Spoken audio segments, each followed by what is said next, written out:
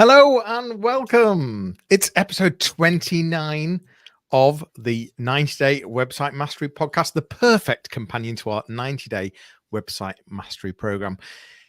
We're excited to bring you even more valuable insights and practical advice to help you enhance your website's performance. Join us as we explore strategies to make your website work harder for you, reigniting your pride in your online presence. I'm here with my co-host, Pascal Fintoni. You all right, Pascal? I'm very well, thank you very much. I've had a quick look at the show notes. This is once again packed full with advice, practical kind of applications, but also, and we're going to introduce more and more AI advice. Absolutely. We've got 4 segments as always. We've got the You Ask, We Answer. We have website stories where we take an article and we dissect it and give you our reactions. We then move on to the website engine room where myself and Pascal bring an app or a piece of kit that's going to make your life easier as a website manager or website content creator. And of course, the website call to action to finish off, which is one small change or adjustment that you could be making to your website right now. And of course, Pascal, we have the randomizer, the action randomizer that we've added to our website, and that is all of our call to actions that we've suggested so far. Yes, this is our kind of second free gift. We didn't wait long. This is only episode 29, as you mentioned. So you've got the ebook to begin with, a selection of 50 top apps and tech that can really help you feel proud of your website again. And as you mentioned a moment ago, the action randomizer. So the 2 activities you can do right now for your business. Yeah, you'll find those in the show notes or just head over to 90daywebsitemastery.com. For now, let's start on our first segment, which is You Ask, We Answer.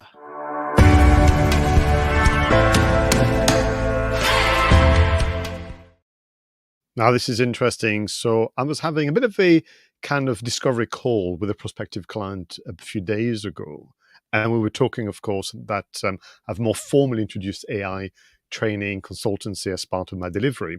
And the question actually was really, really interesting. And I thought I will ask you again to get a unique perspective, Jonny. So here it is. Can AI help me with my SEO campaign? Do you have any tips for me to use ChatGPT or Google Gemini to optimize my website content? And if you're only listening to the audio version, you won't be able to see Jonny literally jumping up and down at the prospect of sharing his advice about AI plus SEO. We could talk about this for a while, so I've decided that we're going to give ourselves a brief, and we're only going to focus for this episode on page optimization, and then next time, you and I can explore off-page optimization, the other facet of SEO. But here it is, on-page optimization, with everything that comes with it. Can AI help with that element of your SEO campaign? What say you, Jonny Ross? I think AI has changed SEO. I really do. I mean, I was joking with you in the green room just then. ChatGPT has been down for 2.5 hours this morning across the some worldwide users, and it's felt like my right arm has disappeared. I mean, don't get me wrong, I don't use it for absolutely everything, but I certainly use it as a colleague. I use it as someone I can brainstorm with. I use it as someone that I can go off and perform research, analyze, and enhance my thinking. So it's being able to tap into a team of different people, different experts. So I think the way it's changed SEO is from an on-page point of view is being able to analyze current content, to analyze data in terms of traffic across the website, in terms of what pages are engaging and what aren't. So you can use a lot of the GA4 data and input that into AI tools. Not only that, you can use it for keyword research, for finding out FAQs, people that are particularly asking, questions. So thinking about your target audience. In fact, even just thinking about your target audience, you can use AI to define who your target audience is, be really targeted, really tap into some of their pain points, and then start using AI to find out what questions they're using to Google, and then thinking about how you can structure some of that content on your page. And I've not even got into some of the technical side yet. I mean, there's just so much that AI can do to enhance your SEO. I love the way you've kind of described it as a team, and that's tough because, listen, all of us, you and I included, we spend the part of 3 decades using a search engine where we punch in 3, 4, 5, 6 words, maybe if you get a bit fancy, and then you have to wrestle with the search results. And here we're having conversations, and it's not as easy as it sounds, and people, I train individuals to put together the prompts or the briefs, as I prefer to call them, but decided to kind of almost split the different aspect of on-page optimization to a number of virtual assistant. I think is very, very helpful, because otherwise it could be quite overwhelming. I've seen this situation where people ask actually quite a broad question or many questions at the same time, and then within seconds there's a deluge of information. Of course, you've got to fact check and so on. But the point is, sometimes people put too much pressure on themselves because they don't break it down into meaningful tasks. And I think the idea of a team is very helpful. And think of it as they're going to report back to you, not all at the same time. It's not like 5 or 6 people all barging in through the door of the office saying, "Boss, boss, boss, I want you to listen to my bit about SEO." But I want to, because I'll ask you to get into the technical side, is if, as and when you listen to this series, you come across information that you don't know, that is new to you, then don't let that stop you. Literally use AI first as a form of self-study and to be educated. So I will ask you, Jonny, about schema markups, because they're very, very important. They were part of your call to action in the last episode. So if you don't know about schema markups or what they mean or even how they are kind of crafted, you can begin by being educated first, and then bring what Jonny mentioned a moment ago, your audience profiling, bring your sales strategy, and then ask for advice on, can you give me some draft suggestions on how you would actually write the schema markups for my business with that audience in mind and that service. But what other ways would you say the technical side of SEO could be supported by AI? Well, interestingly, take Schema as an example, and take the plugin Rank Math, which is a highly optimized WordPress plugin for applying SEO onto your website and schema markup, etc. What's really interesting, and I was having a bit of an experiment with ChatGPT. We were looking at how to implement some schema on a particular website, and we were looking at doing this through Rank Math. And we're going back a tiny bit here, but we were looking at some of the user guides and the help guides and the knowledge base on Rank Math. And whilst there was lots of step-by-step guides, I decided to just see what ChatGPT had to say. And what was really interesting was ChatGPT's output was a far simpler, bite-sized, step-by-step guide than Rank Math's own knowledge bases. So ChatGPT had sort of read everything the Rank Maths outputted in terms of help guides and turned it into something that's actually even easier to understand. So there's so many ways that you can use it, and it's really about understanding that. From a technical point of view, one of the things that's interesting currently is really analyzing and understanding the top 10 pages that rank for a particular phrase or a particular keyword in Google. And I don't mean just by the content itself, but the structure of the content, the way the content's written. Is it written in first person, second person, third person? How's it structured? How's it answering that question, and trying to find patterns across those different pieces of content so that you can then produce something that clearly Google is liking. So what are the commonalities between those 10 pages that rank on page 1 that then you can introduce into your content? And what's interesting is some of the findings are remarkable in terms of structures that you just hadn't considered. So I think that's one example of how you could use it. Yeah, this is excellent. So I know there's 2 questions. Can AI help me my SEO campaign? It's a resounding yes. Tips on optimization we've looked at on page today. We'll look at off page next time. But for everyone, just rethink about the experience of a visitor. From the title you've chosen to the images you've chosen, and whether they are optimized and obviously tagged correctly. The way you've structured and broken down the content. Have you added media interest? All those things.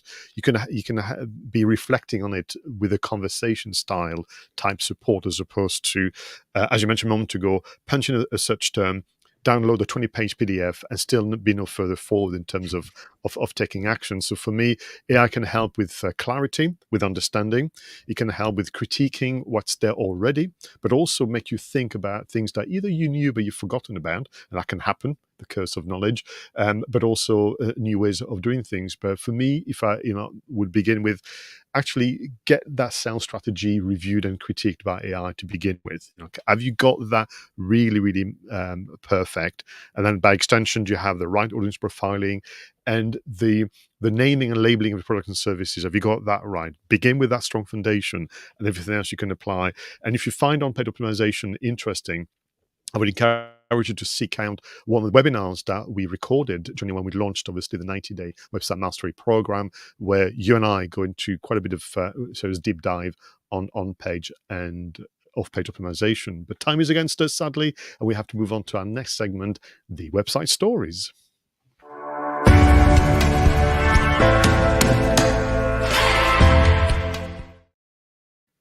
Now, this is an interesting selection. We normally go for an article, a podcast, a video, maybe an infographics that we can review, you and I, and kind of reflect what it means to be in charge of a website in today's economy. And I chose this article almost by error. I had something else in mind altogether, but I thought, no, I'll stick with it because actually, on reflection, this will work. So the title is as follows, an article for entrepreneur.com. This is the winning formula for starting a successful podcast. And my true intention was actually to share it with you privately and go, oh, well, let's review and let's make sure that we're doing everything we can for our audience in terms of being useful and helpful. So this obviously was written as part of a research exercise. The author is Sherin Shibu, and she was helped by her colleague Melissa Malamut as the editor. And listen, people, don't skip this section just because you have no plans of starting a podcast. I do believe, Jonny, this would be relevant for any form of content series, whether it's a blog article, whether you're going to do video Q&As, even social media campaign with a particular focused theme. I think this will work well as a way of reflecting. I keep saying that those website story selection, they feel like you should pass that around the office and then have a catch up with your colleagues. So this is a study that looked at the top 50 podcasts in the US. We need to be careful about cultural differences and preferences.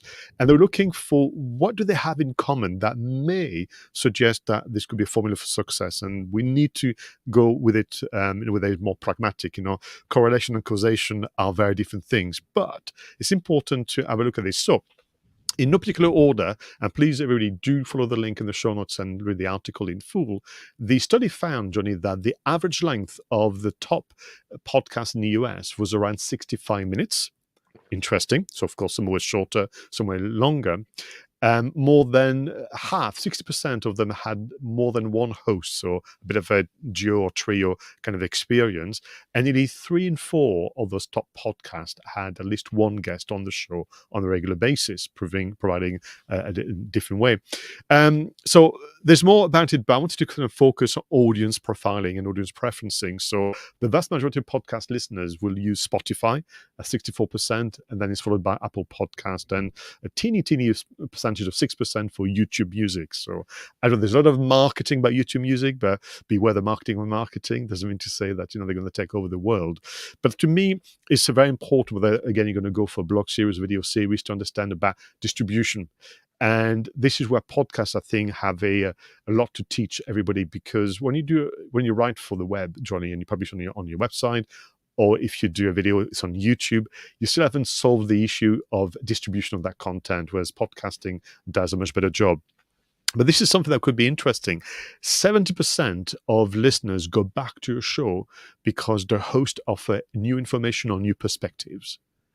And I have to say, I was almost like giving myself a round of applause, because that's what we do with this particular show. But bear in mind, all of you, with a new blog series or new video series, it's about new information and new perspective. Very, very important. But I thought that was interesting. 36% actually would come back due to the host's expertise. So if you reverse it, Jonny, that means that you don't have to be an expert in what you want to be referring to or investigating, so long as you offer this in a way that is engaging. So that also kind of kills that demon for all my clients about, I'm not an expert, I can't possibly write about this. It's not a requirement.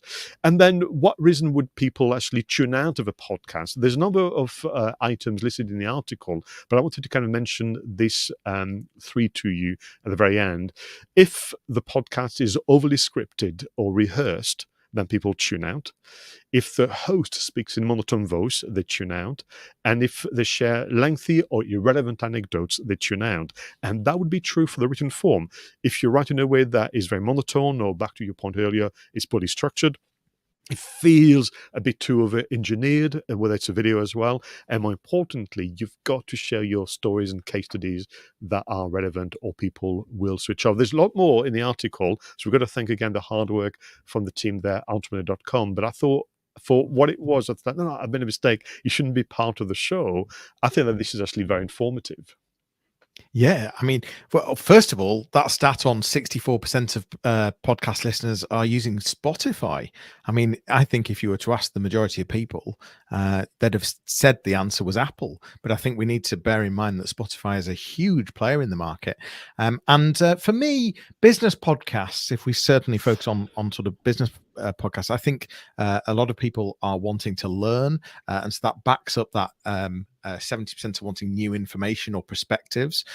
Interestingly, I liked how you flipped the host's expertise. So 64%, you could say, don't actually have to be an expert in that topic. I think it's about how they engage, how they understand, and how they interview the guest. Certainly if they're not the expert, I'm assuming they're going to have a guest who is the expert. So that would be about the interview skills and the sort of engagement skills. But yeah, I think ultimately podcast listeners are after learning. They want to better themselves. They want to better their business. So it's about how can you add value, which, you know, like you've rightly said, you could take this into any form of content, whether it be audio, video, or blog series content. So how can you add value is really important. How can you teach people and give those sort of how-to, that helpful, resourceful content. That's what a successful podcast is all about. No, absolutely. And I think for me, it's back to this idea of, on behalf of your audience, you've launched an investigation. And you share your findings, you share your surprises, your disappointments, and so on, which is why actually this thing about expertise is not always true. Now, for sure, when you want to do podcasting to raise your brand and awareness and, of course, your expertise, there will be some elements of that. But when you talk about inviting a guest that will have expertise that will supplement yours, I think that's what we're talking about. Because the risk, of course, if you're too anxious to showcase your expertise, you will almost fall into this idea of being over-promotional in terms of the delivery, the structure, and the content. And that's one of the top reasons people will tune out of a blog series, an email newsletter, a podcast, or a video Q&A. Yeah, you don't want to be too salesy at all. Very important, you know, avoid that self-promotion. It's about having a balance. I think it's important if you are giving your time away for free. I think it is important to have some promotion, but it's about having a real good balance and really considering, why are these people giving time up to listen, and what do they want to get out of this? So, you know, it has to be focused on the audience. Absolutely has to be focused on the audience. Super. So everyone, let us know what you think of this very quick overview of the article. Please click on the link in the show notes and read everything for yourself. And yeah, what are your plans for the future in terms of your content series, and what will you do a bit differently for the coming months? We would love to know about it. But for now, let's move on to our next segment, the Website Engine Room.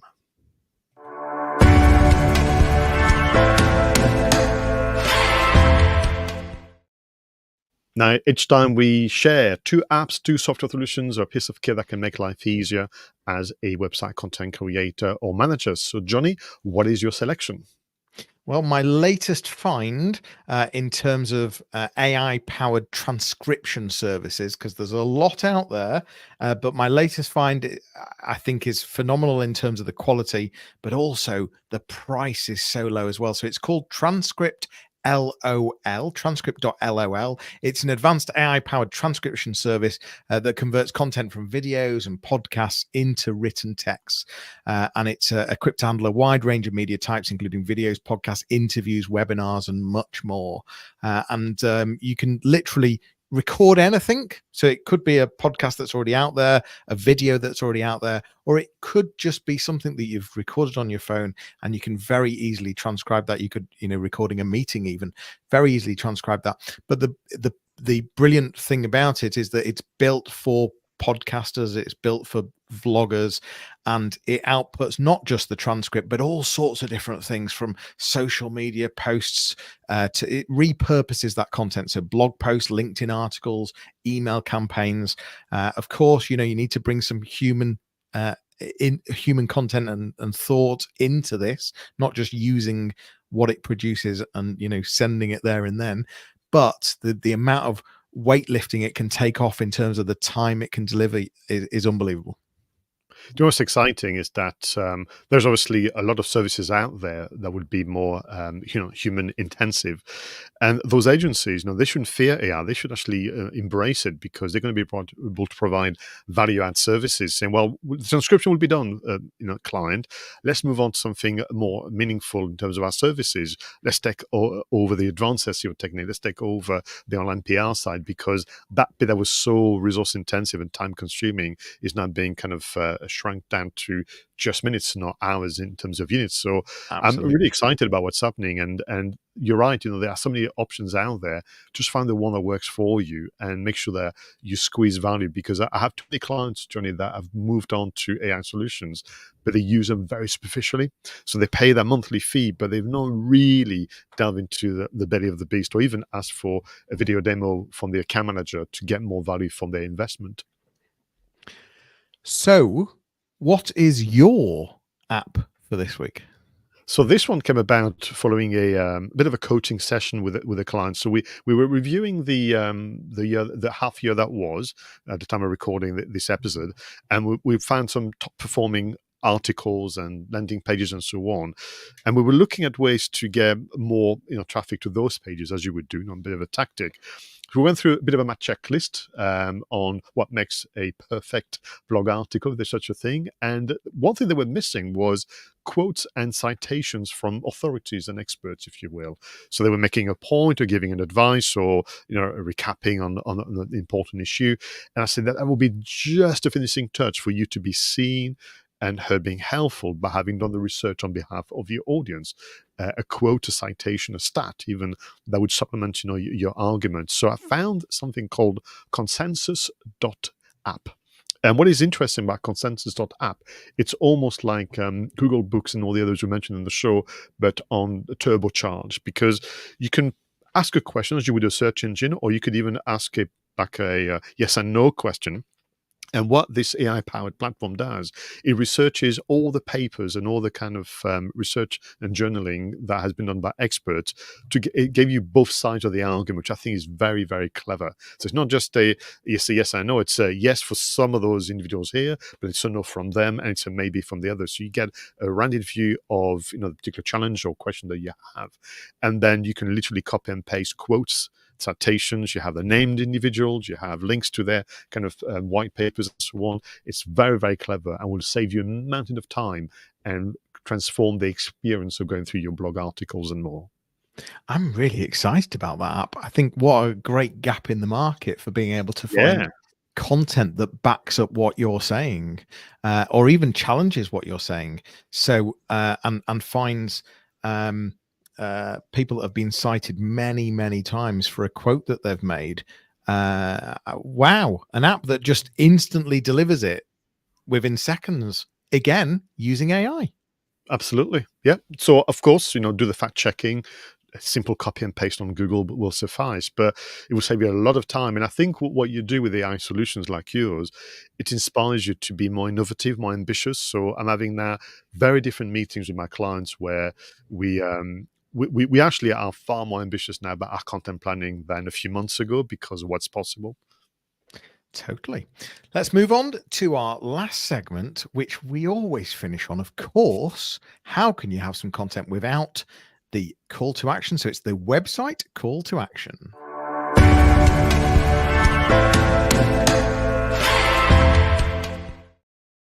So now, in addition to obviously trying out our call to action randomizer on the official website, we're going to give you one more change or adjustment that you should be doing right now to make your website work harder for you. Jonny, what is your recommendation? So this episode, it's a content delivery network, a CDN. If your website is not using a CDN, now is the time to implement it without fail. A CDN literally just speeds up your website from a global point of view. Even if even if you're not global, don't be put off what I've just said.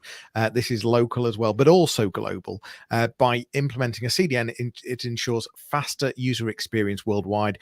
Why? Because first of all, users expect things instantly. They're on a mobile device. They want it there. And then if your website doesn't load, they will soon click that back button within, a fraction of a second.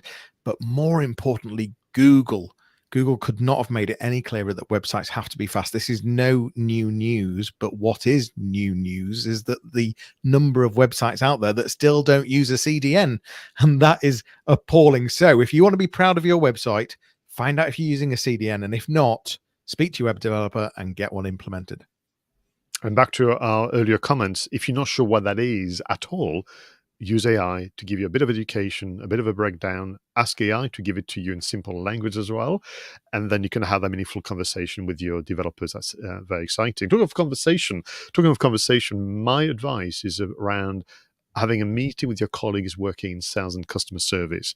It is very, very important to be sure that your website is truly supporting the business development activities and efforts of your organization.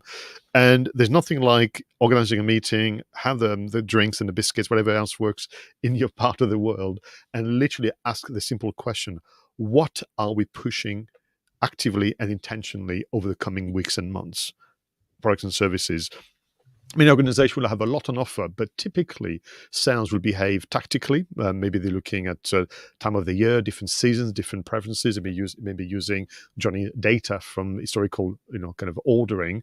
So there's always something that takes precedent, so find out what is being pushed more over the coming weeks and months, and make sure, therefore, that you've organized what I call spotlight content across the website, whether that's on the homepage, whether that's within reorganizing the FAQ section, whether it's reorganizing the blogs, even by giving a kind of editor's top picks or choice of the month, whatever. But really make sure that this website is adjusting to the sales effort.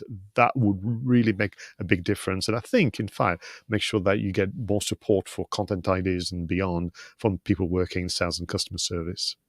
Yeah, internal comms, I mean, so important, but so many small businesses are so bad at it. So, improve your internal comms. It's amazing what you can get out of it. We've focused a lot on AI. We're finding we're doing that a lot recently, but how can you not? You don't want to be left behind. AI absolutely has changed search engine optimization, changed it for the better, changed it to make it so much easier, so much quicker, but also so much deeper in terms of the analysis, in terms of the data, in terms of the implementation and the changes that you can make. AI is making it easier to get yourself higher on that Google ladder. We talked about successful podcasting. It's all about having engaging podcasts, none of this monotone, none of this talking over each other. This is about helpful, resourceful content, because people are wanting to learn, they're wanting to be inspired, they're wanting to find out something new. And don't forget that the majority of people, for some reason, are on Spotify, which is very interesting. As always, we've given you a couple of apps and a couple of call to actions to start you feeling proud of your website again. Thank you very much, Jonny, for this recap. And I must once again remind everybody about our free ebook about the 50 top apps and tech for your website, and of course the call to action randomizer. It's great fun. You get to pick an action for the day and then get on with the work with your team. That wraps up episode 29 of the 90-Day Website Mastery Podcast, your audio companion to the 90-Day Website Mastery Program. For more information, visit 90daymarketingmastery.com, where you can book a discovery call with either myself or Pascal. It's goodbye for now. We'll leave you with a fun video and audio montage to enjoy whilst you review your notes and actions and take those action and take those steps forward. Please do subscribe. Leave us a review. It would mean a huge amount. Let us know what you think of the show. Tweet us, or should I say X us? No, I don't say X us. Tweet us. Let us know on LinkedIn. But more importantly, leave a review. Let us know and let other people know what you think. It would make a huge difference to us. Thanks so much for listening. Enjoy the video or the audio montage, depending on whether you're listening or watching. Take care. Bye-bye.